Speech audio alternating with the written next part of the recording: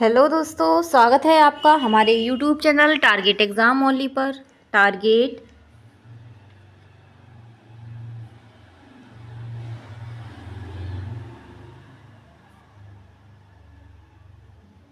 Exam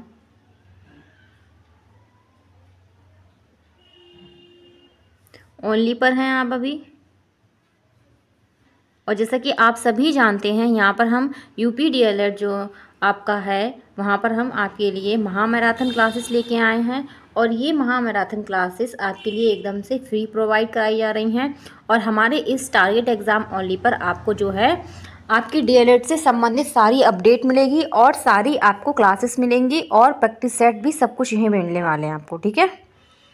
तो जल्द से जल्द हमारे इस यूट्यूब चैनल को लाइक शेयर एंड सब्सक्राइब कर लीजिए, अपने बेल आइकन को अच्छे से प्रेस कर लीजिए ताकि आपको हमारी क्लासेस का नोटिफिकेशन टाइम टू टाइम मिल जाए और आप हमारी क्लास में टाइम से आ सकें, ठीक है। तो जैसा कि आप सभी जानते हैं, हम यहाँ पर आपके लिए राजन सीरीज की महामैराथन क्लासेस लेके आए हैं। अगर आप फर्स्ट सेमेस्टर में, अगर आपका कोई साथी फर्स्ट सेमेस्टर में है या मान लीजिए कोई आपके रिलेटिव हैं, आपके कोई रिलेटिव हैं, तो उनको भी आप बता सकते हैं। यहाँ पर हम आपके लिए फर्स्ट सेमेस्टर के लिए भी मैराथन क्लासेस लेके आए हैं। और आज की जो हमारी क्लास होगी वो होगी थर्ड सेमेस्टर वाले बच्चों के लिए होगी। और ये हमारा सब्जेक्ट होने वाला है हिंदी सब्जेक्ट होगा, ठीक है।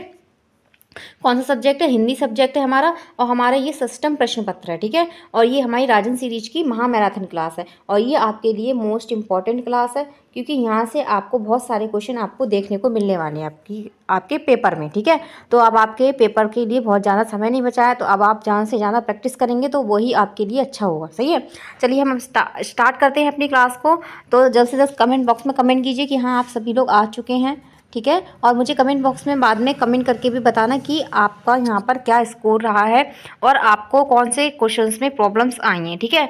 तो अगर आप हमें कमेंट करेंगे तो उसके लिए हम आपके लिए और नई तरीके से जो है कुछ और ऐड ऑन करके क्लासेस डाल सकते हैं, ठीक है। आपके लिए अगर आप चाहें तो ब्लूम शब्द की, मुहावरे की, लोकतिया की, इनमें से कोई मैं आपको शॉर्ट या जो है छोटी सी क्लास बना के डाल सकती हूँ अगर आप चाहें तो, ठीक है।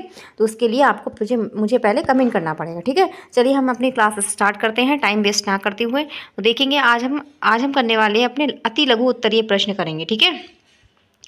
तो आज की हम अपनी क्लास में जो राजन सीरीज की महामैराथन क्लास है उसमें हम आज अपने जो हैं सारे अति लघु उत्तरीय प्रश्न करने वाले हैं। और ये आपके लिए क्लास जो है रामबाण साबित होने वाली है क्योंकि यहाँ से आपको सीधे क्वेश्चन देखने को मिलेंगे, ठीक है।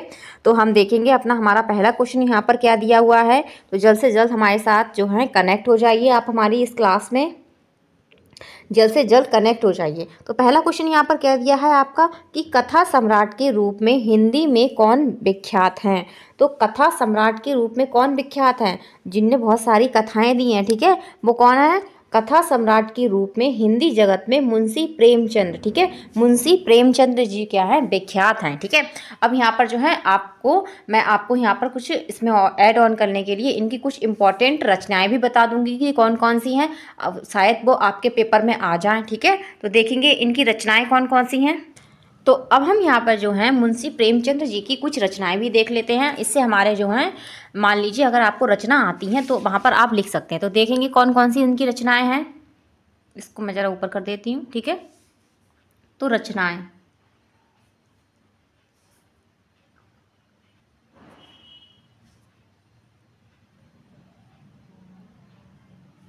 ठीक है।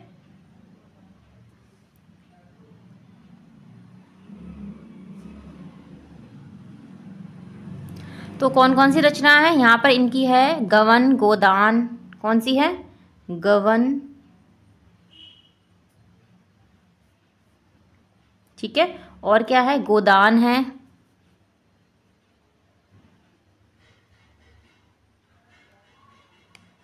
ठीक है।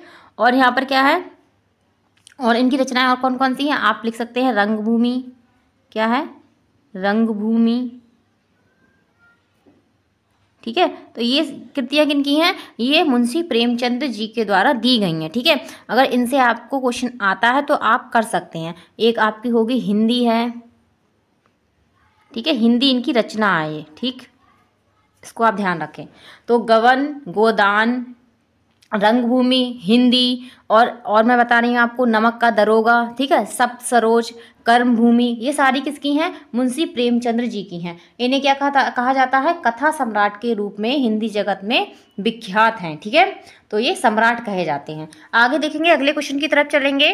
तो ये आपको जो है 22 में पूछा गया क्वेश्चन है। ठीक है, कब पूछा है? 22 में पूछा गया क्वेश्चन है। ठीक है, अब हम चलेंगे अपने नेक्स्ट क्वेश्चन की तरफ। सेकंड नंबर क्वेश्चन देखेंगे। ऐसे ही हम कुछ जो है कृतियाँ उनके साथ साथ इनकी करते रहेंगे। ठीक है, तो देखेंगे अगला क्वेश्चन हमारा क्या होगा। अब हमारा अगला क्वेश्चन दिया है कि डॉक्टर हरिवंश राय बच्चन, डॉक्टर हरिवंश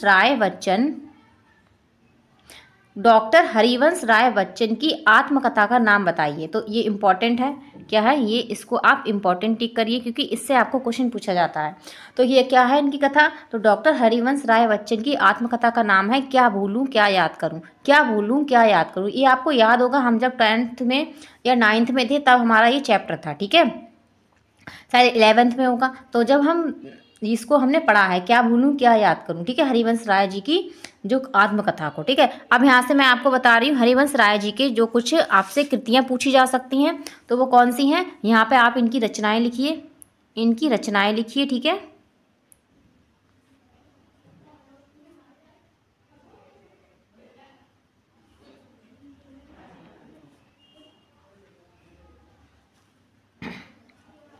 तो इनकी रचना क्या है? इनकी रचनाएं हैं, इंपॉर्टेंट आप लिख लीजिए। मधुशाला, क्या है?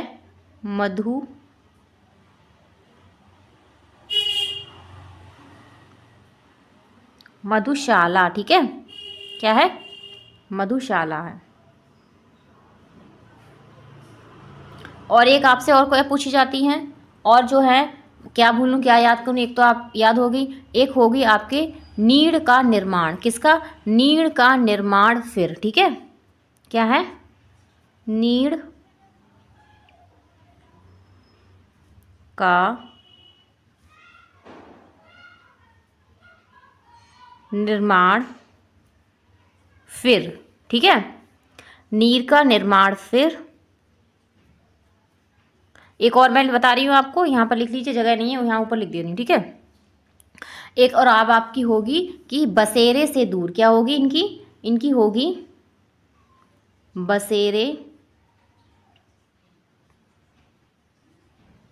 बसेरे से दूर।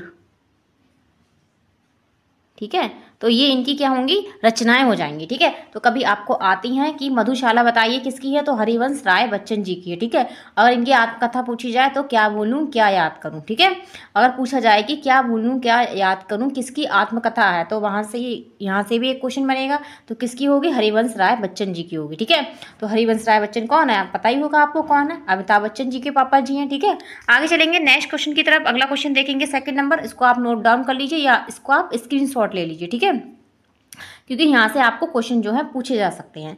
अब हम चलेंगे अपने थर्ड नंबर क्वेश्चन की तरफ। तो हमारा थर्ड नंबर क्वेश्चन क्या दिया है? रावण। तो थर्ड नंबर हमारा क्वेश्चन दिया है, राम ने रावण को मारा। राम ने रावण को मारा, वाक्य में कर्म वाच्य में परिवर्तित कीजिए। किस में करना है? कर्म वाच्य में हमें से परिवर्तित करना है, कि ऐसे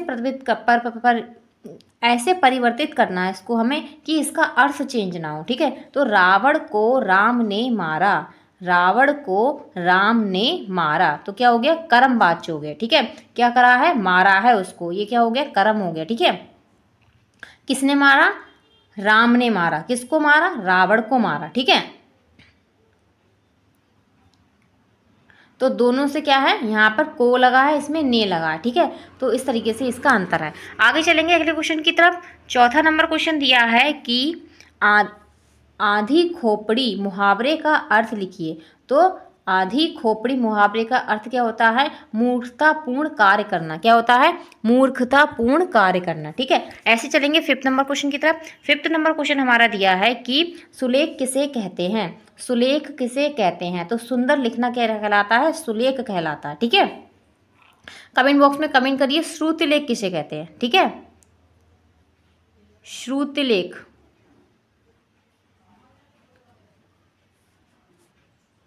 बताओ श्रुतिलेख किसे कहते हैं। ठीक है, कमेंट बॉक्स में कमेंट करो जल्दी से मुझे।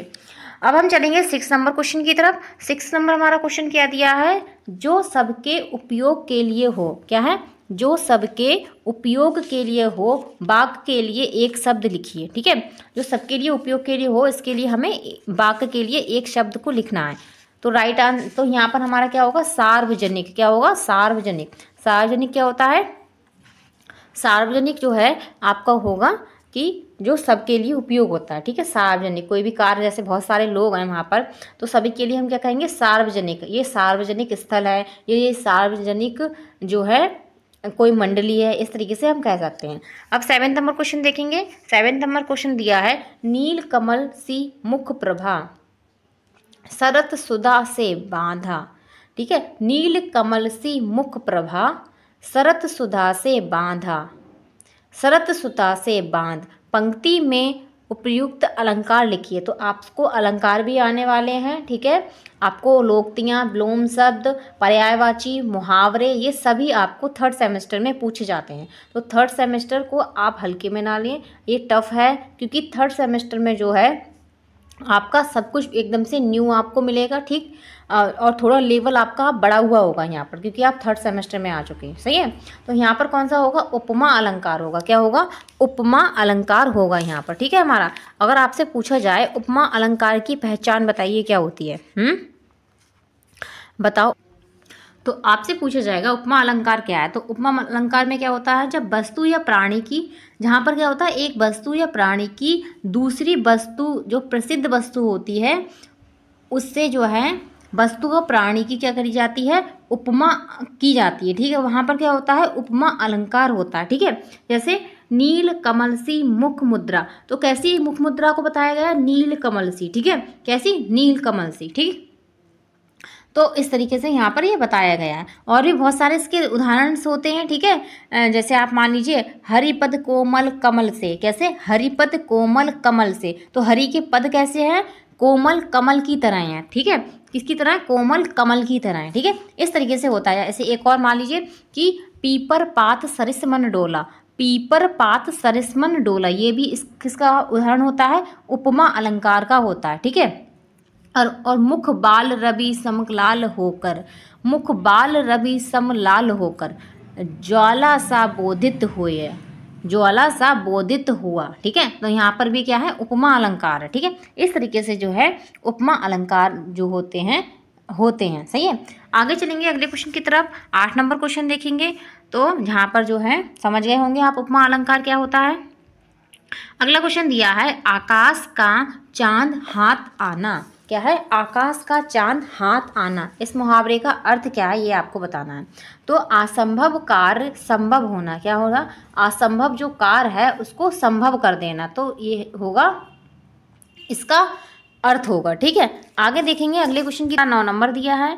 तो 9 नंबर हमारा क्वेश्चन क्या दिया है कि वीणा वादनी बरदे पंक्ति के रचयिता कौन है। तो जैसे हम जब स्कूल में पहले जाते थे, तो वहाँ पर हम जो है ये प्रार्थना वगैरह करते थे, तो उसमें बोलते वीणा वादनी बरदे बरदे वीणा वादनी। तो ये किसने रचा है, तो ये यहाँ है सूर्यकांत त्रिपाठी निराला जी के द्वारा रचित है। ठीक है, जो सरस्वती माँ की क्या होती है, वंदना करते हैं, तो वहाँ पर हम ये कहते हैं। ठीक है, तो और सूर्यकांत त्रिपाठी निराला से आपको पूछी जाए, सूर्यकांत त्रिपाठी निराला जी की कुछ और आपसे जो कृतियाँ पूछी जाएं, तो आप क्या बताएंगे, तो क्या होंगी उनकी यहाँ पर। तो यहाँ मैंने आपको बताई हैं काफ़ी। तो प्रभावती मान लीजिए इनकी रचनाएं हैं, रचना तो कौन कौन सी होंगी, प्रभावती। ठीक है, और क्या होगी, और अप्सरा। ठीक है, अप्सरा होगी, और क्या होगी, सूर्यकांत त्रिपाठी निराला जी की, और आपकी होगी जूही की कली। क्या होगी, जूही की कली। ठीक है, ये इनकी रचनाएं हो जाएंगी। और क्या होंगी, और भी हैं कुछ इनकी, अनामिका हो गई, गीतिका हो गई, निरूपमा हो गई। ठीक है, तो क्या होगी, और भी बता दे रही हूँ मैं आपको। अनामिका, क्या पता आपको आ जाए पेपर में,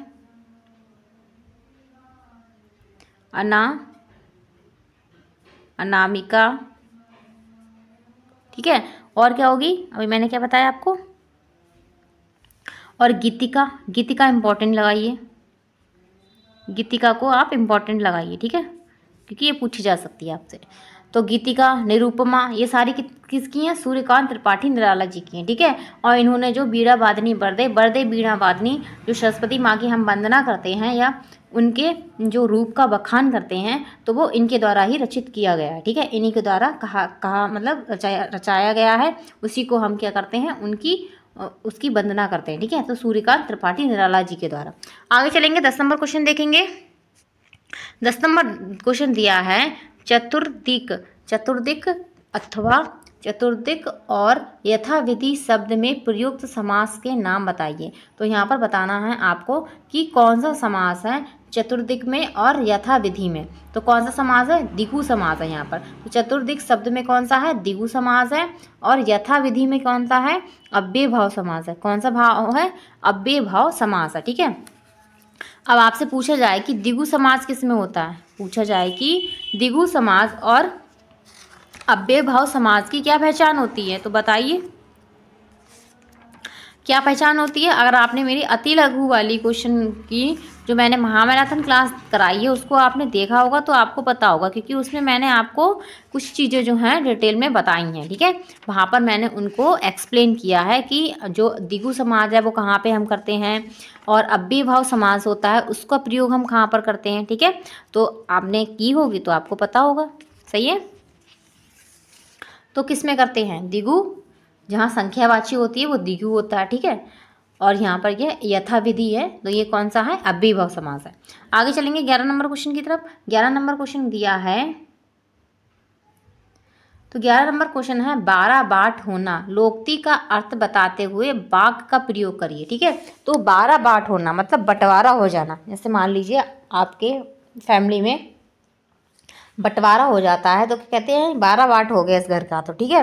तो वाक्य क्या होगा, राकेश अपने भाइयों से 12 बाट हो गया। क्या, राकेश अपने भाइयों से 12 बाट हो गया, ठीक है। या आप अपने पास से कोई जो है यहाँ पर वाक्य बना के रख दे सकते हैं, ठीक है। ये नहीं कि आप इसी को याद करें, तो इस तरीके से आप यहाँ पर लिख सकते हैं। आगे देखेंगे 12 नंबर क्वेश्चन। 12 नंबर हमारा क्वेश्चन आया, ता था दाधा, ता था दाधा का उच्चारण स्थान है, तो क्या है, दंत्य होता है। क्या होता है, दंत्य होता है, ठीक है। ता था दाधा का उच्चारण स्थान क्या होता है, दंत्य होता है, ठीक। अब आप सोचेंगे कि अरे ये तो हमारे सिलेबस में नहीं दिया है, वर्णमाला कहाँ दी है हमारे सिलेबस में, तो ऐसा नहीं है, किसी भी सेमेस्टर का आपको किसी में भी पूछा जा सकता है, सही है। तो आपको वर्णमाला तो पता ही होना चाहिए, क्योंकि हम बेसिक से जब फर्स्ट सेमेस्टर हमने किया था तो सारी वर्णमाला के बारे में हम जान चुके हैं, ठीक है। अब यहाँ पर आप मुझे बताओ कि और बाकी जो होते हैं उनका उच्चारण स्थान क्या होता है, और जो बाकी होते हैं उनका उच्चारण स्थान क्या होगा हमारा इसमें, ठीक है। तो आप वर्णों की संख्या बताओ, टोटल वर्ण कितने हैं, ठीक है। कुल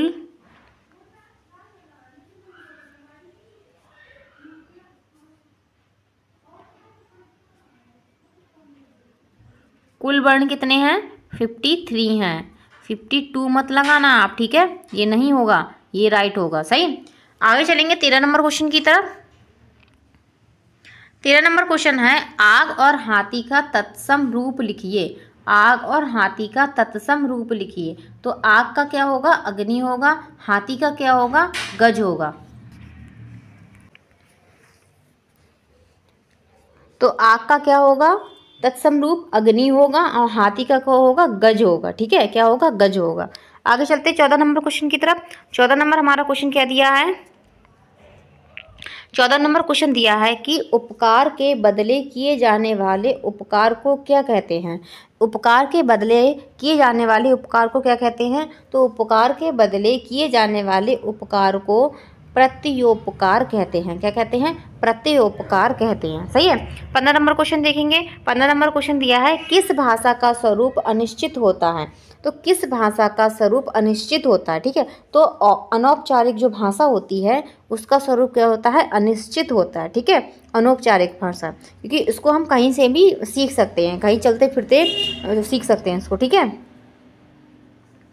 अनौपचारिक भाषा का कैसा होता है स्वरूप, अनिश्चित होता है। आगे चलते हैं अगले क्वेश्चन की तरफ। अगला क्वेश्चन दिया है 16 नंबर कि देशज शब्द किसे कहते हैं, उदाहरण सहित बताइए। तो देशज शब्द किसे कहते हैं, देशज शब्द वे शब्द होते हैं जिनकी उत्पत्ति अज्ञात है, मतलब इनका पता नहीं है ये कहाँ से आए हैं, ठीक है। अर्थात हमको यह ज्ञात नहीं है कि ये शब्द किस भाषा से लिए गए हैं, तो वो हमने किस पे मान लिए, वो हमने देशज में मान लिए, ठीक है। और जिनके बारे में हमें पता है कि मान लीजिए ये संस्कृत का है, ये उर्दू का है, ये हिंदी का है, तो उसको तो हमने बता दिया कि ये इसका है, लेकिन जिसके बारे में, तो उसको तो हमने बता दिया कि ये इस लैंग्वेज का है, लेकिन जिसके बारे में हम पता नहीं लगा पाए वो उसको हमने मान लिया कि ये हमारे देश में ही उपजा है, ठीक है, इसकी उत्पत्ति हमारे देश से ही हुई है। तो उदाहरण के लिए लोटा, खिड़की, डिब्बा, ठेस, ठीक है, ये सारे क्या होते हैं, और डिबिया, ये हमारे कैसे हैं, देश होते हैं। आगे देखेंगे अगले क्वेश्चन की तरफ। 17 नंबर क्वेश्चन देखेंगे। 17 नंबर क्वेश्चन दिया है तद्भव शब्द किसे कहते हैं, उदाहरण सहित बताइए। तो तद्भव शब्द अभी हमने तत्सम देखा था, अब हम तद्भव देख रहे हैं, ठीक है। तो वे शब्द जो, जी नहीं आएगा यहाँ पे, जो आएगा, ठीक है, जो संस्कृत भाषा के हैं किंतु धीरे धीरे इनके रूप बदल गए हैं, ठीक है, और हिंदी में प्रयुक्त होने लगे हैं, तद्भव शब्द कहलाते हैं, ठीक है। तो कुछ वर्ड क्या होते हैं, वो संस्कृत के होते हैं, लेकिन हम जब उनको यूज करते रहते हैं तो उनका स्वरूप कैसा होता है, थोड़ा बदल जाता है, ठीक है। जैसे मान लीजिए हाथ, ठीक है, हाथ, आग, आम और नंगा, ठीक है, तो ये हमारे आदि शब्द, ये रिपीटेड हो गया है यहाँ पर, ठीक है। तो ये हमारे सब किस में आते हैं, तद्भव में आते हैं। तो आपको तद्भव और तत्सम में से क्वेश्चन जरूर आएगा, वहाँ पे आपको पूछा जाएगा कि कोई भी क्वेश्चन आ जाएगा कि इसमें बताइए तत्सम बताइए इसमें, या इसका तद्भव बताइए, तो ये इंपॉर्टेंट है आपके लिए, सही है। आगे चलेंगे, इसके बाद हम 18 नंबर क्वेश्चन देखेंगे। हमारा क्या दिया है, हमारा 18 नंबर क्वेश्चन दिया है तत्सम शब्द किसे कहते हैं, उदाहरण सहित बताइए। तो अभी हमने तद्भव देखा, अब हम तत्सम देखेंगे, ठीक है। उससे पहले हमने देशज देखा था। तो तत्सम शब्द जो होते हैं संस्कृत के शब्द हैं, ये शब्द जो होते हैं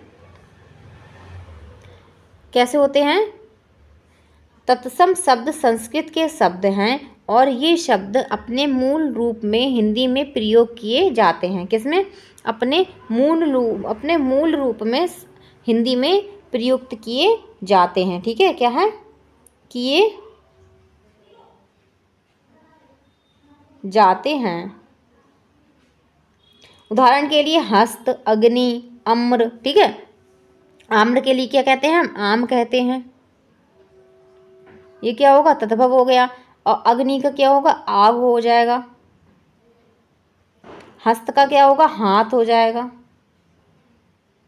ठीक है। इस तरीके से हम इनको यूज करते हैं। आगे देखेंगे 19 नंबर क्वेश्चन क्या दिया है। अब हमारा 19 नंबर क्वेश्चन दिया है रूढ़ शब्द किसे कहा जाता है, उदाहरण सहित बताइए। तो रूढ़ शब्द कौन से होते हैं, तो रूढ़ शब्द उसे कहते हैं जो किसी भाषा के योग से नहीं बनते हैं, ठीक है, जो किसी भाषा के योग से नहीं बनते हैं। रूढ़ शब्द उसे कहते हैं जो किसी शब्द के योग से नहीं बनते हैं। मान लीजिए कोई शब्द है, उसके योग से अगर नहीं बनना है तो वो हमारा रूढ़ हो जाएगा, ठीक है। जैसे आम हो गया, नाक हो गया और कमल हो गया, ठीक है, तो ये किसी से नहीं बने हैं, ठीक है। अब मान लीजिए रसोई घर हो गया, क्या हो गया, रसोई और घर, तो जो क्या है, दो शब्द हैं, इन दो शब्द को हम मिला के लिखते हैं रसोई घर, ठीक है। जैसे रसोई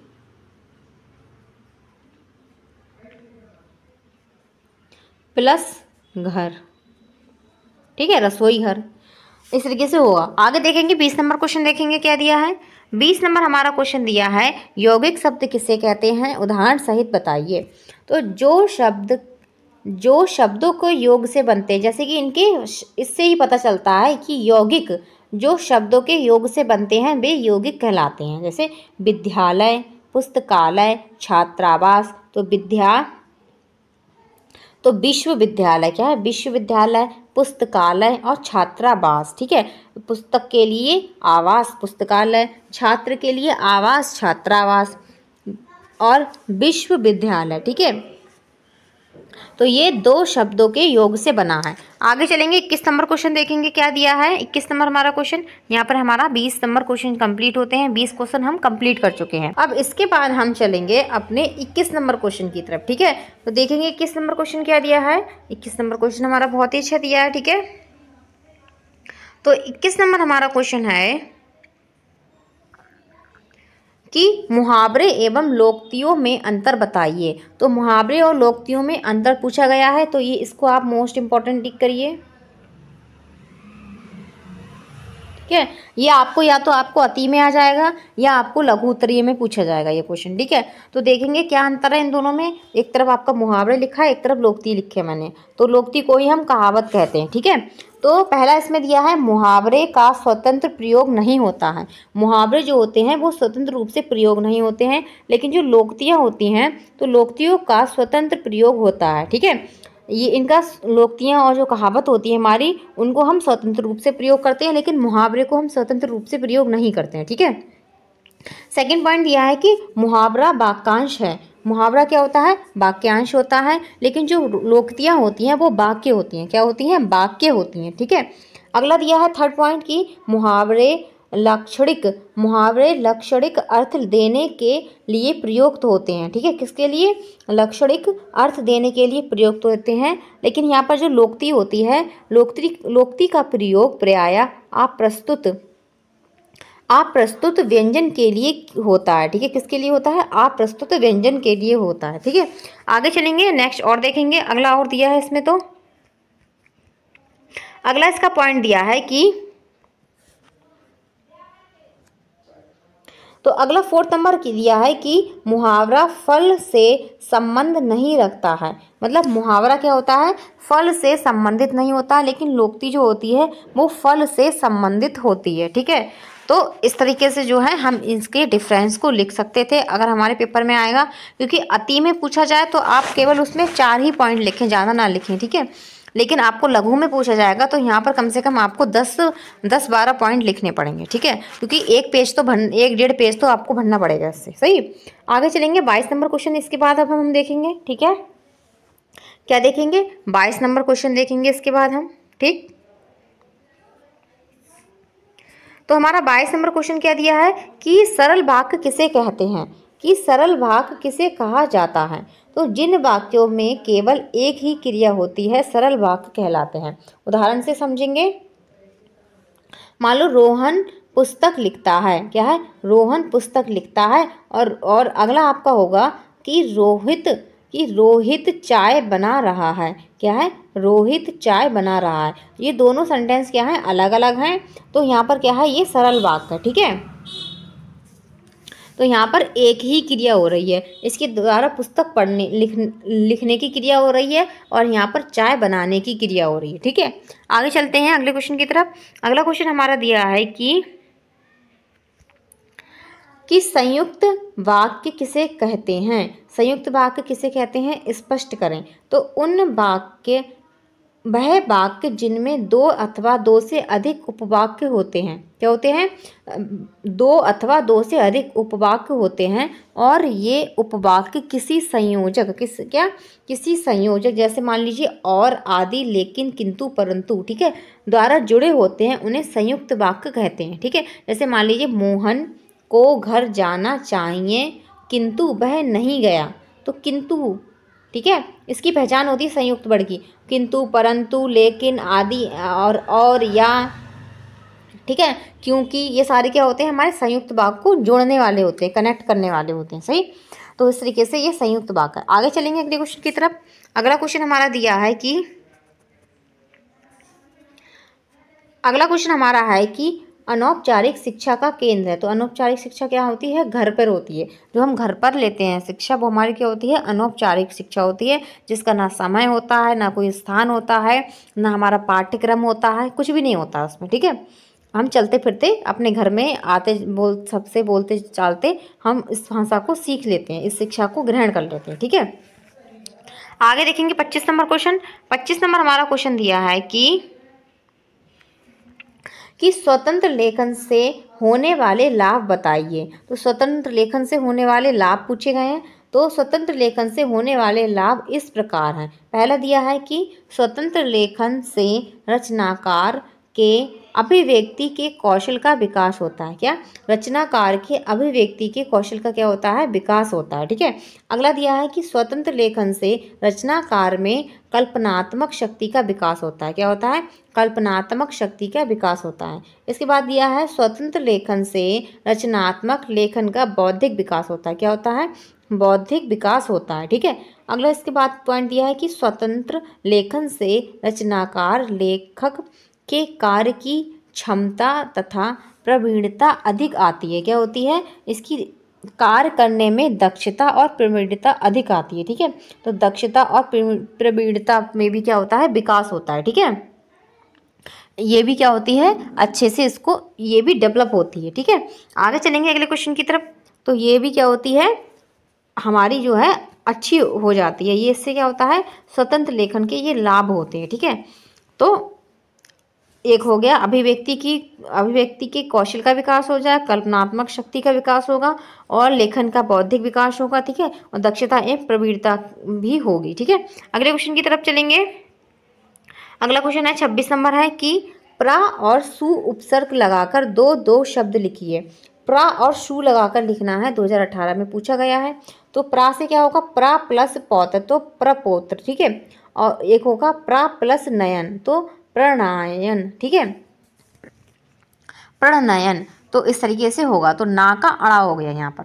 अब सु से देखेंगे तो सु प्लस आगत तो स्वागत, सु प्लस गंध तो सुगंध। ठीक है। तो इस तरीके से ये प्रा का हो, तो इस तरीके से ये प्रा का हो गया और यहाँ पर सु के हो गए। ठीक है। अगले क्वेश्चन की तरफ चलेंगे। 27 नंबर क्वेश्चन देखेंगे। 27 नंबर हमारा क्वेश्चन क्या दिया है? 27 नंबर क्वेश्चन दिया है समुद्र शब्द के 4 पर्यायवाची शब्द लिखिए। तो समुद्र शब्द क्या होंगे? ये होंगे जलधि, सिंधु, सागर और उदधि। ठीक है। जलधि, सिंधु, सागर, उदधि, ये क्या होंगे? समुद्र के होंगे। ठीक है। अब इसके बाद हम 28 नंबर भी क्वेश्चन देखेंगे यहाँ पर कि एक दंत और नील कमल में प्रयुक्त समास के नाम बताइए। तो एक दंत में क्या होगा? तत्पुरुष समास। क्या होगा? तत्पुरुष समास होगा। और नील कमल में क्या होगा? कर्मधारी समास होगा। क्या होगा? नील कमल में क्या है? कर्मधारी समास है। ठीक है। तो इस तरीके से ये होगा। आगे चलेंगे अगले क्वेश्चन की तरफ। 29 नंबर क्वेश्चन देखेंगे। 29 नंबर क्वेश्चन दिया है कि खाने, तो हमारा 29 नंबर क्वेश्चन क्या दिया है कि खाने के दांत और दिखाने के और कहावत का अर्थ स्पष्ट करते हुए वाक्य प्रयोग करिए। ठीक है। तो यहाँ पर क्या है? इसको अर्थ स्पष्ट करते हुए हमें यहाँ पर वाक्य का भी प्रयोग करना है। तो अर्थ क्या है? कहानी और करनी में अंतर है, कथनी और करनी में अंतर है। ठीक है। यहाँ पर ये इस कहावत का अर्थ हो गया। अब वाक्य प्रयोग क्या करेंगे? कुछ मंत्री अपनी संपत्ति की सार्वजनिक घोषणा करते हैं किंतु फिर अपने रिश्तेदारों के नाम संपत्ति इकट्ठी करते रहते हैं। सचमुच खाने के दांत और दिखाने के और होते हैं। ठीक है। जैसे मंत्री लोग मान लीजिए वो अपने नाम पे प्रॉपर्टी नहीं लेंगे, अपने रिश्तेदारों के नाम पे प्रॉपर्टी लेंगे। ठीक है। इससे ताकि ये लोगों को नहीं पता चले कि इस व्यक्ति के या मंत्री के पास कितनी प्रॉपर्टी है। सही। आगे चलेंगे 30 नंबर क्वेश्चन की तरफ। अब हमारा 30 नंबर क्वेश्चन दिया है कि कंकर, क्या दिया है? 30 नंबर हमारा क्वेश्चन दिया है कि कंकर पत्थर जोरी को मस्जिद लई बनाए, ताचड़ी मुल्ला बाग दे, क्या बहरा हुआ खुदाए। ठीक है। तो यह पंक्ति किसके द्वारा रची गई है? ठीक है। एक बार फिर से पढ़ते हैं इसको। ठीक है। कोई गलती हो तो माफ़ करना मुझे। तो कंकर पाथर जोरी को मस्जिद लई बसाए, ताचड़ी मुल्ला बाग दे, क्या बहरा हुआ खुदाए। ठीक है। तो ये किसके द्वारा कहा गया है? ये कबीर दास जी के द्वारा रची गई है और ये 2018 में पूछी गई है। ठीक है। तो अगले क्वेश्चन की तरफ चलते हैं। अगला क्वेश्चन हमारा दिया है कि आवाज़ उठाना मुहावरे का अर्थ और प्रयोग बताइए। तो आवाज़ उठाना मतलब विरोध करना। क्या करना? विरोध करना। ठीक है। तो भ्रष्ट, इसका प्रयोग क्या होगा कि भ्रष्ट शासकों के विरोध में आवाज उठाना समाज के हित में होता है। ठीक है, क्या होता है, समाज के हित में होता है। सही है, तो ये हमारा हो गया विरोध करना। अगला क्वेश्चन देखेंगे। अगला क्वेश्चन दिया है वाक्य के लिए एक शब्द को आप क्या अभिप्राय है। वाक्य के लिए एक शब्द से क्या अभिप्राय है। तो भाषा को रोचक तथा प्रभावी बनाने के लिए शब्द समूह का एक शब्द का प्रयोग करते हैं। किसका, एक शब्द का प्रयोग करते हैं। ठीक है, रोचक बनाने के लिए, किसके लिए, रोचक और प्रभावी बनाने के लिए। ठीक है, तो एग्जाम्पल में हम देखेंगे कि ईश्वर में विश्वास रखने वाला। तो ईश्वर में विश्वास रखने वाले के लिए एक शब्द क्या होगा, आस्तिक। क्या होगा, आस्तिक। ठीक है, और जो ईश्वर में विश्वास नहीं रखता है वो क्या होगा, नास्तिक होगा। ठीक है, यहीं पे मान लीजिए कि ईश्वर में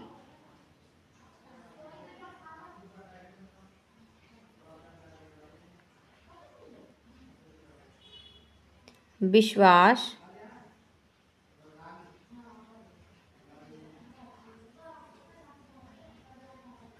ना रखने वाला। ठीक है,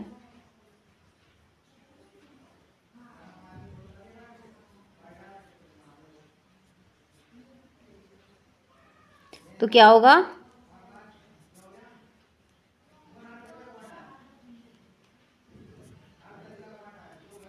नास्तिक। ठीक है, तो यहाँ पर इस तरीके से दो हमने मुहावरे कर लिए। आगे देखेंगे, अगले क्वेश्चन की तरफ चलेंगे।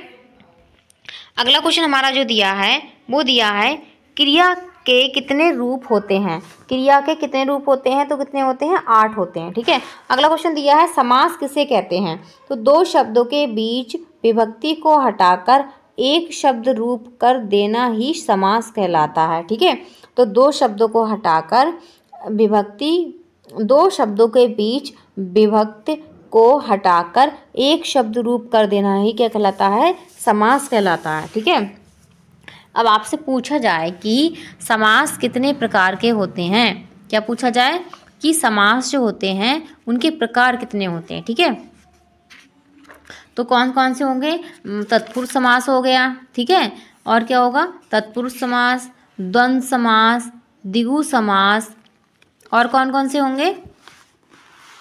ठीक है, तो अगर भेद में पूछा जाए तो आप क्या बताएंगे, बताओ जल्दी से। मैंने बता दिया, अव्ययीभाव समास, तत्पुरुष समास, बहुव्रीहि समास, द्वंद्व समास, द्विगु समास। ठीक है, तो कितने हो गए, हमारे इस तरीके से हमारे समास होते हैं। तो इसके बाद हम आगे चलेंगे अपने अगले क्वेश्चन की तरफ। नेक्स्ट क्वेश्चन देखेंगे क्या दिया है हमारा। अगला क्वेश्चन देखेंगे क्या है हमारा। अगला क्वेश्चन हमारा दिया है समास। अगला क्वेश्चन हमारा है कि समास का मुख्य कार्य क्या है। तो यहाँ पर पूछा गया है समास का कार्य बताना है क्या है। तो शब्दों को संक्षिप्त और सुंदर रूप से रखना ही समास का मुख्य कर्म है। ठीक है, जैसे मैंने मुंबई में गगन को चूमने वाली इमारतें देखी। ठीक है, क्या, मैंने मुंबई में गगन को चूमने वाली इमारतें देखी। तो इस भाग में गगन को चूमने वाली शब्द के लिए जो शब्द के स्थान पे हम क्या कह सकते हैं, यदि एक समासिक शब्द क्या होगा, गगनचुंबी। क्या होगा, गगनचुंबी हो जाएगा। गगनचुंबी प्रयोग करेंगे जो वाक्य संक्षिप्त भी हो जाएगा। क्या हो जाएगा, संक्षिप्त भी हो जाएगा और सुंदर भी लगेगा कि मैंने मुंबई में गगनचुंबी इमारतें देखी। क्या देखी, मैंने मुंबई में गगनचुंबी इमारतें देखी। ठीक है, तो इसको बोलने में भी थोड़ा ऑट लग रहा है और अच्छा भी नहीं लग रहा है। ठीक है, लेकिन ये अच्छा लग रहा है। ठीक है, इसको हम बोलने में भी आसानी भी हो रही है और हम इसको अच्छे से, और ये थोड़ा छोटा भी हो गया। ठीक है, यही कार्य क्या होता है, समास का होता है। सही, आगे देखेंगे अगले क्वेश्चन की तरफ। अगला हमारा जो क्वेश्चन दिया है वो दिया है हरिऔध जी का पूरा नाम बताइए। तो हरिऔध जी का पूरा नाम क्या है, अयोध्या सिंह उपाध्याय हरिऔध। अयोध्या सिंह उपाध्याय हरिऔध, और ये आपका 17 में पूछा गया क्वेश्चन है। नेक्स्ट क्वेश्चन दिया है कि उन्नति तथा कृपाण शब्दों का विपरीतार्थ शब्द लिखिए। तो विपरीतार्थ शब्द क्या होगा इसका, उन्नति का होगा अवनति, और कृपाण का क्या होगा, दाता। क्या होगा, कृपाण का दाता, मतलब कि जो दान वान करने वाले होते हैं उनके लिए दाता वगैरह हम कह सकते हैं। ठीक है, अगला क्वेश्चन देखेंगे। अगला क्वेश्चन हमारा दिया है कि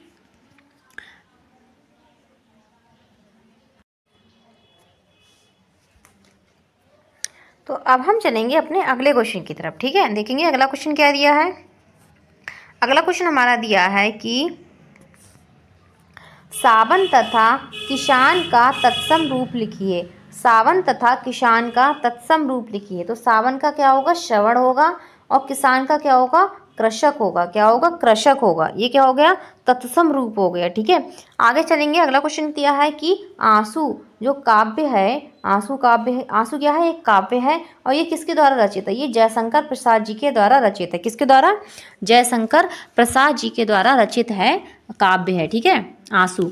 अब आपसे पूछा जाए जयशंकर प्रसाद जी के और क्या होंगे, और जो रचनाएं हैं वो क्या होंगी। जैसे मान लीजिए जयशंकर प्रसाद जी ने तितली है, ठीक है, और तितली है, कंकाल है, चंद्रगुप्त है, और लहर है। ठीक है, तो इनकी हो गई तितली। यहाँ पर मैं ऊपर लिख दे रही हूँ इसकी। ठीक है, यहाँ पर लिख रही हूँ तितली,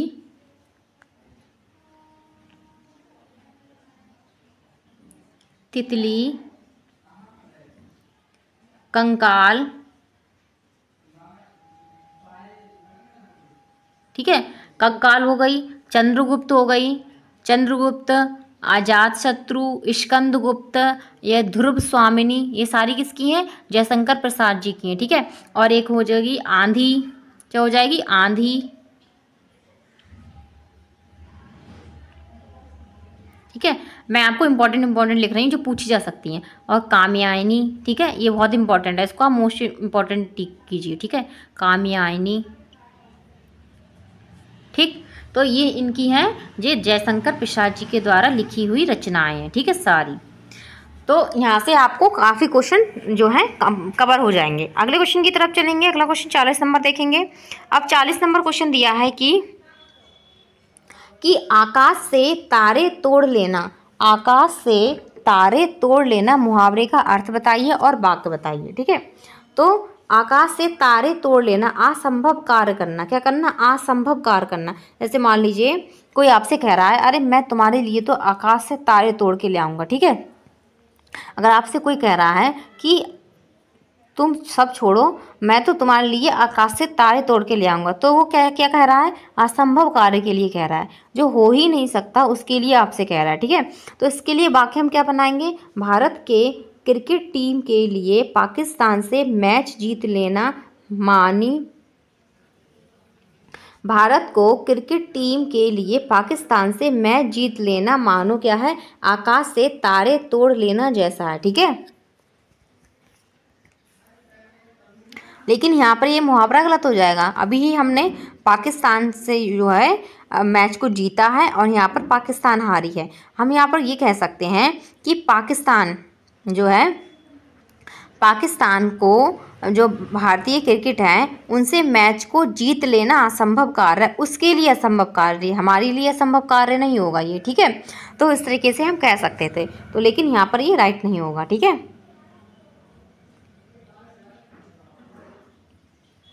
ठीक है, तो ये गलत है आपका, इसको आप ना ध्यान दें। ठीक है, आगे देखेंगे अगले क्वेश्चन की तरफ। अगला क्वेश्चन हमारा दिया है कि हिंदी जगत में महाप्राण कवि के रूप में कौन कवि जाने जाते हैं। तो कौन है, सूर्यकांत त्रिपाठी निराला। कौन है, सूर्यकांत त्रिपाठी निराला। इनका एक नाम और बताया था मैंने आपको, इनको और क्या कहते हैं, अभी हमने ऊपर जो डिस्कशन किया था अपने क्वेश्चन में, उसमें मैंने आपको बताया था कि सूर्यकांत त्रिपाठी निराला को हम और क्या कहते हैं, जल्दी बताओ, अभी तो करा था।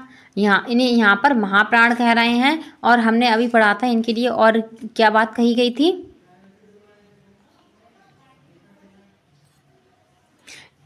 इन्होंने किसकी रचना की थी, मैंने आपको बताया था बीड़ा वादनी बरदे। किसकी, बीड़ा वादनी बरदे, इसकी भी इन्होंने क्या की है, रचना की है। सही है, तो इस तरीके से हम इसको क्वेश्चन को कर सकते हैं। आगे चलते हैं, 42 नंबर क्वेश्चन देखेंगे। उछा और चितेरा क्या है, उछा और चितेरा शब्द का तत्सम शब्द बताइए। उछा का क्या होगा, उत्साह, और चितेरा क्या क्या होगा, चित्रकार। क्या होगा, चित्रकार होगा। ठीक है, अगला क्वेश्चन देखेंगे। अगला क्वेश्चन दिया है, अगला क्वेश्चन हमारा है तद्धित प्रत्यय किसे कहते हैं। तो तद्धित प्रत्यय किसे कहते हैं, धातु को छोड़कर अन्य शब्दों में जो जोड़े जाते हैं उन्हें हम तद्धित प्रत्यय कहते हैं। ये धातु में नहीं जोड़े जाते हैं, इनको हम क्रिया वगैरह में जोड़ते हैं। ठीक है, किस में जोड़ते हैं, क्रिया में जोड़ते हैं, लेकिन धातु के साथ नहीं जोड़े जाते हैं, ठीक है, तद्धित प्रत्यय। आगे देखेंगे, अगला क्वेश्चन है 44 नंबर है कि कुलीन, महिमा और कैंत्या में कौन सा प्रत्यय है, ठीक है। तो कौन सा है, कुली में क्या है, इन है, ठीक है, क्या है, कुलीन में इन है, और महिमा में क्या है, इमा है, ठीक है, और कैंतीय में क्या है, कैंतीय में प्रत्यय तेय है, ठीक है, ठीक है, क्या है, कैंतीय में कौन सा प्रत्यय है,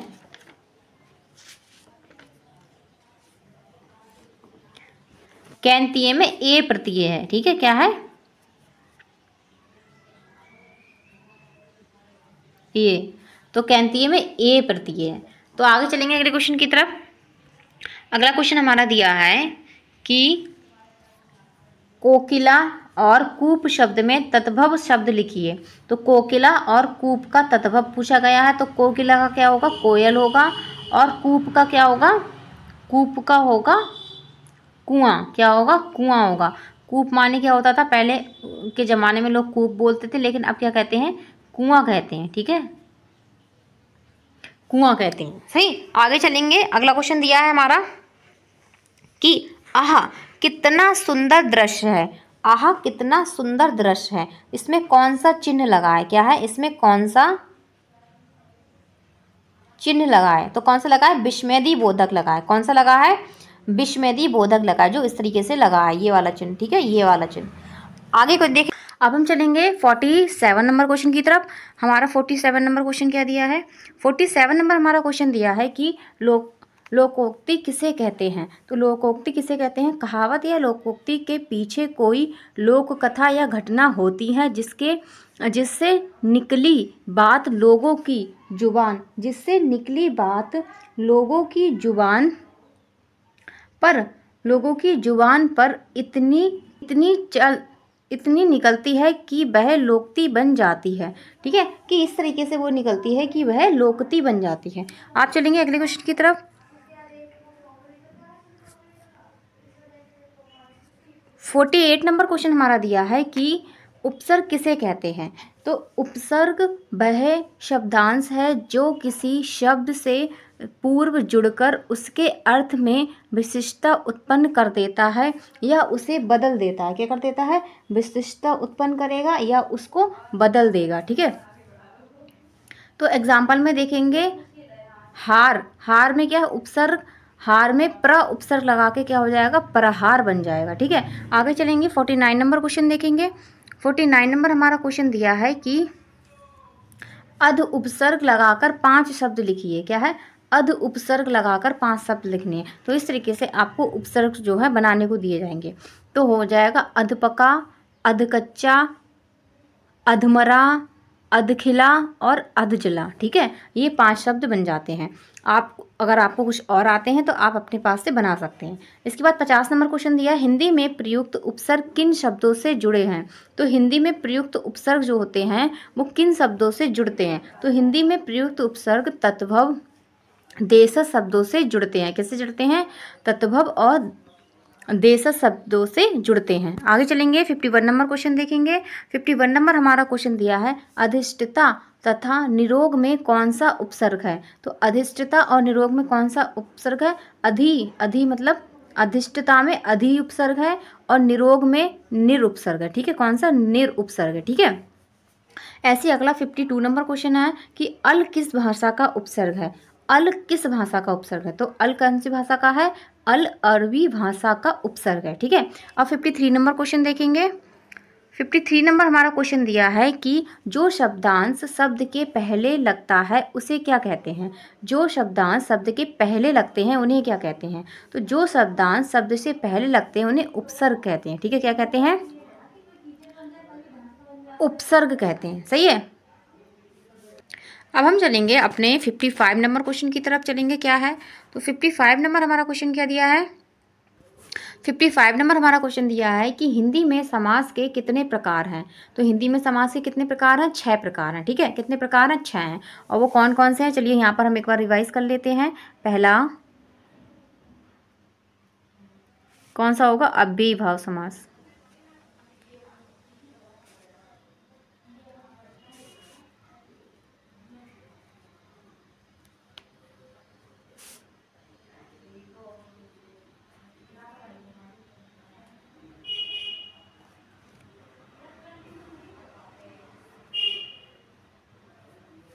अव्ययीभाव समास।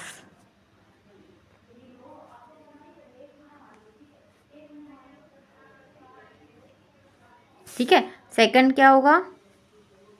तत्पुरुष समास।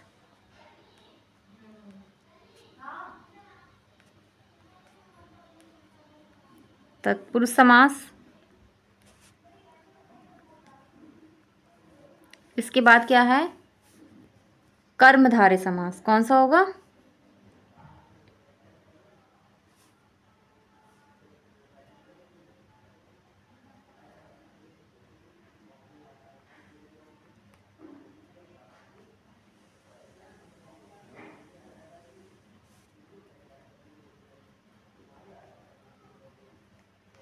ठीक है, चौथा क्या होगा? द्वंद्व समास।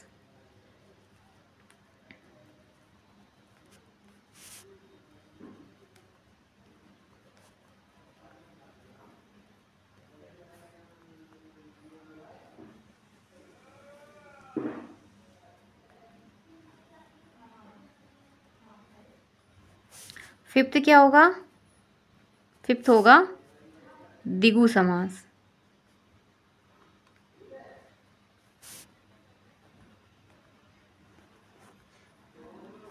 सिक्स क्या होगा? यहाँ पे लिख दे रही हूं मैं,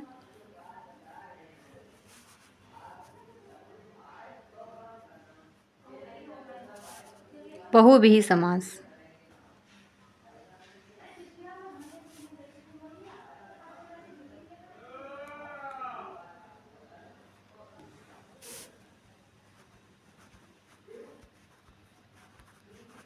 ठीक है, तो ये हमारे सारे क्या होंगे? समास हो गए। ठीक है, पूरे 6 मैंने आपको बता दिए कौन कौन से होते हैं। अब इसके बाद हमारा जो नेक्स्ट क्वेश्चन दिया है वो दिया है 56 नंबर है कि चतुर्मुष और चतुर्भुजा और लंबोदर में कौन सा समास है? तो चतुर्भुज और लंबोदर में क्या होता है? बहुव्रीहि समास होता है। बहुव्रीहि समास में क्या होता है? ना प्रथम पद प्रधान होता है, ना द्वितीय पद प्रधान होता है, कोई और पद जो होता है प्रधान होता है। ठीक है, क्या होता है? कोई और पद प्रधान होता है। जैसे चतुर्भुज, चतुर्भुज कौन है? हमारे विष्णु जी हैं। और लंबोदर कौन है? गणेश जी। लंबोदर किसको कहते हैं? गणेश जी को कहते हैं। तो यहाँ पर ये दोनों में से कोई भी, इनमें से कोई भी पद जो है यहाँ पर नहीं होगा। जो अपना तीसरा पद होगा वह यहाँ पे प्रधानता होती है। अगले क्वेश्चन की तरफ चलेंगे। अगला क्वेश्चन हमारा दिया है कि शरणागत, अकाल पीड़ित और रामायण में कौन सा समास है? ठीक है, शरणागत और अकाल पीड़ित में कौन सा समास है? तत्पुरुष समास है। अगला है क्वेश्चन है 58 नंबर है कि पंचवटी और त्रिवेणी में कौन सा समास है? तो यहाँ पर द्विगु समास है। तो पंचवटी और त्रिवेणी में द्विगु समास है। अगला क्वेश्चन देखेंगे क्या दिया है। अगला क्वेश्चन दिया है परमानंद और सर्वोच्चतम में कौन सा समास है? परमानंद और सर्वोच्चतम में कौन सा समास है? कर्मधारय समास है। कौन सा है? कर्मधारी समास है। ठीक है, 60 नंबर क्वेश्चन दिया है भाई बहन और रुपया पैसा में कौन सा समास है? तो भाई बहन और रुपया पैसा में कौन सा है? द्वंद्व समास है। तो द्वंद्व समास की पहचान क्या होती है? यहाँ पर योजक चिन्ह लगा होता है। क्या लगा होता है? योजक चिन्ह लगता है। ठीक है, कैसे वाला? ये वाला। ठीक है, भाई बहन, माता पिता, ये सारे हो गए। ठीक है, आगे देखेंगे 61 नंबर क्वेश्चन देखेंगे। 61 नंबर हमारा क्वेश्चन दिया है महापुरुष और मृगनयनी में कौन सा समास है? तो महापुरुष और मृगनयनी तो किस में कौन सा है? कर्मधारय समास है। ठीक है, अगला क्वेश्चन दिया है 62 नंबर है कि विराम चिन्हों में सर्वाधिक प्रयोग किस चिन्ह का होता है? तो विराम चिन्हों में सर्वाधिक प्रयोग किसका होता है? तो अल्प विराम का होता है। किसका होता है? अल्प विराम। और इसको हम कैसे लगाते हैं? इस तरीके से लगाते हैं। ठीक है, इसको अल्प विराम हम लगाते हैं। आगे देखेंगे अगला क्वेश्चन 63 नंबर क्वेश्चन है विराम चिन्ह के प्रयोग में क्या होता है? तो विराम चिन्हों के प्रयोग से क्या होता है? तो विराम चिन्ह के प्रयोग से भाव विचार सरल और सुबोध हो जाता है। कैसा होता है? भाव विचार सरल और सुबोध हो जाता है। और अर्थ पूछे तो क्या होता है? ठहरना। ठीक है, विराम चिन्ह का मतलब क्या होता है? ठहराव लेना, ठहरना थोड़ा सा। और विस्मय अगला क्वेश्चन है कि हमारा कि विस्मयदी बोधक चिन्ह का प्रयोग किस भाव के लिए नहीं होता है? तो विस्मयदी बोधक का किस में हम नहीं करते हैं, इंपॉर्टेंट है। ठीक है, तो विस्मयदी बोधक चिन्ह का प्रयोग हम क्रोध भाव के लिए नहीं करते हैं। जहाँ पर हम क्रोध लिखते हैं वहाँ पर हम विस्मयदी बोधक नहीं लगाते हैं। ठीक है, आगे देखेंगे अगला क्वेश्चन देखेंगे। अगला क्वेश्चन दिया है कि पुष्य और बिजली शब्द में दो दो पर्यायवाची लिखिए। पुष्प तो पुष्प और बिजली शब्द के पर्यायवाची लिखने पुष्प का क्या होगा, फूल और कुसुम होगा। बिजली का क्या होगा, विद्युत और दामिनी होगा। क्या होगा, विद्युत और दामिनी होगा। और 2019 में पूछा गया है। अगला क्वेश्चन दिया है, जीवन निर्वाह तरह बीड़ा वादनी में प्रयुक्त समास कौन सा है। तो जीवन निर्वाह और बीड़ा वादनी में कौन सा समास है, तो यहाँ पर कौन सा समास है, जो जीवन निर्वाह है इसमें तत्पुरुष समास है, और बीड़ा वादनी है इसमें कौन सा समास है, इसमें बहुव्रीहि समास है। ठीक है, यह है बहुव्रीहि समास है। ठीक है, आगे चलेंगे अगले क्वेश्चन की तरफ। अगला क्वेश्चन देखेंगे क्या दिया है। अगला क्वेश्चन हमारा दिया है कि आग बबूला होना, क्या है, आग बबूला होना अर्थ स्पष्ट करते हुए वाक्य प्रयोग बताइए। तो आग बबूला होना मतलब कि क्रोधित होना, क्या होना, क्रोधित होना या क्रोध करना। वाक्य क्या होगा, छोटी छोटी बातों पर आग बबूला नहीं होना चाहिए। यहाँ पर कुछ आप लिख सकते हैं, किसी का नाम लिख सकते हैं कि मान लीजिए सोहन या मोहन है, राम सीता है, जो भी है, छोटी छोटी बातों पे क्या है, आग बबूला हो जाता है। अरे वह तो छोटी छोटी बात पे आग बबूला हो जाता है। सही है। अगला क्वेश्चन है, अनुप्रयास अलंकार का उदाहरण लिखिए। तो अनुप्रयास अलंकार का उदाहरण क्या होता है, तन्नी तनुजा तट तमाल तरुभर वह छाए। जहाँ पर एक वर्ण की क्या होती है, जैसे ता की आवृत्ति क्या होती है, बार बार आ रही है। यहाँ पे जो ता है कई बार आ रहा है, देख रहे हैं आप, एक ही वर्ण की आवृत्ति बार बार होती है, वहाँ पर क्या होता है, अनुप्रस्थ अलंकार होता है। ठीक है, तो ये ता क्या होता है, बार बार आ रहा है। ठीक है, क्या हो रहा है,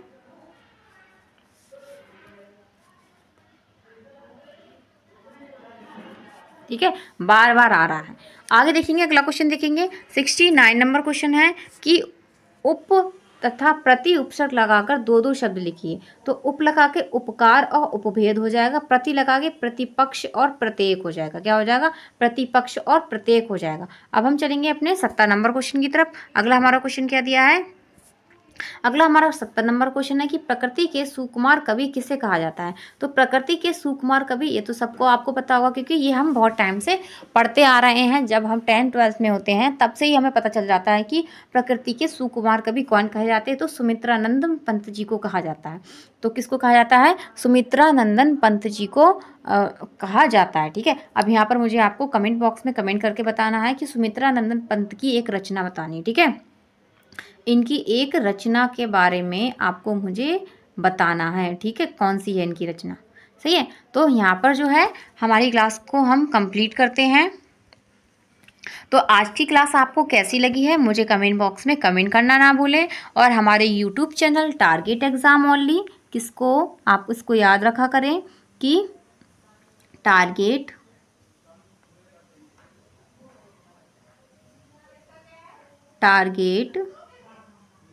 एग्ज़ाम ओनली को टारगेट एग्जाम ओनली को लाइक शेयर और सब्सक्राइब करना ना भूलें। और आप अपने बेल आइकन को अच्छे से प्रेस कर लीजिए ताकि आपको हमारी क्लासेस का नोटिफिकेशन टाइम टू टाइम मिल जाए और आप हमारी क्लास में टाइम से आ सकें। ठीक है, तो आज हमने यहाँ पर 3rd सेमेस्टर के जो है अति लघु उत्तरीय सारे प्रश्न कर लिए हैं और ये क्लास आपको रामबाण साबित होने वाली है। तो सारी क्लासेस आप देखिए, जो हम मैराथन्स क्लास लेके आ रहे हैं। अगर आपकी कुछ भी तैयारी नहीं हुई है तो यहाँ से आप अच्छे से अपने जो है इतना कर सकते हैं कि आप पेपर में आपकी बैक नहीं लगेगी। ठीक है, तो 3rd सेमेस्टर में अच्छे से पढ़िए, इसमें बैक लगने की संभावनाएं ज़्यादा होती हैं। ठीक है, तो आज के लिए बस इतना ही। कल फिर से हाजिर होंगी आपके साथ एक नई क्लास के साथ। ठीक है, तो लाइक शेयर एंड सब्सक्राइब करना ना भूलें, अपने बेल आइकन को अच्छे से प्रेस करें ताकि आपको हमारी क्लास का नोटिफिकेशन टाइम टू टाइम मिल जाए। ठीक है, ओके, धन्यवाद, कीप वॉचिंग।